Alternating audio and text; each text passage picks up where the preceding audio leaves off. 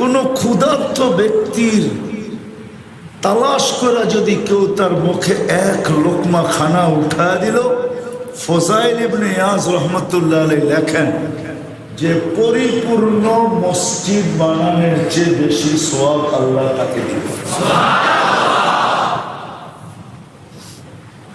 আপনি বলেন মসজিদ তার বড় সওয়াব, কেননা এই উম্মতের জন্য পুরো জমিনটাই মসজিদ, পুরো জমিনটাই। হ্যাঁ হ্যাঁ না, মসজিদ না।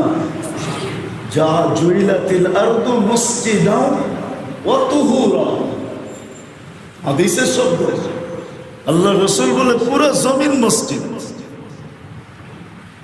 আপনি এই জায়গাটাকে একটা স্ট্রাকচার দিয়ে নির্ধারিত করছেন, এটা তো মসজিদ আগেও ছিল। আপনি শুধু